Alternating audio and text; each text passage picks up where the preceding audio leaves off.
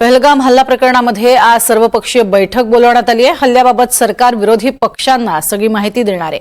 रक्षा मंत्री राजनाथ सिंह यांनी ही बैठक बोलावली आहे। या बैठकीच्या माध्यमातून आतापर्यंत घडलेल्या घडामोडी, भारताने उचललेलं पाऊल, समोरून येणारा प्रतिसाद या सगळ्यावरती भाष्य केलं जाईल आणि सगळी माहिती ही आम्ही विरोधी पक्षांना देणार आहोत, असं राजनाथ सिंह यांनी स्पष्ट केलंय।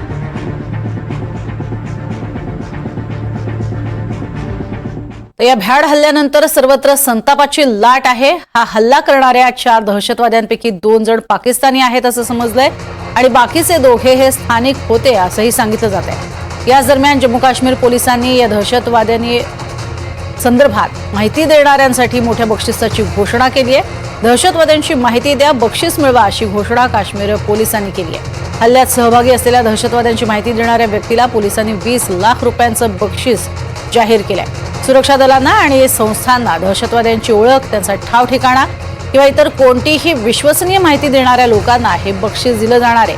हल्ल्याचा तपास जलद गतीनं करणं आणि गुन्हेगारांपर्यंत पोहोचणं या उद्देशानं काश्मीर पोलिसांनी हे महत्त्वाचं पाऊल उचललंय आणि त्यामुळे दहशतवाद्यांची माहिती द्या, बक्षीस मिळवा असं म्हणत तब्बल 20 लाखांचं बक्षीस जाहीर करण्यात आलंय। स्थानिकांनी काही अंशी या संपूर्ण प्रकरणामध्ये मदत केली होती का याचाही आता पोलीस मागोवा घेत आहेत आणि त्यांनी हे बक्षीस जे आहे ते जाहीर केलेलं आहे। 4 दहशतवाद्यांपैकी 2 जण हे पाकिस्तानचे होते असंही कळतंय।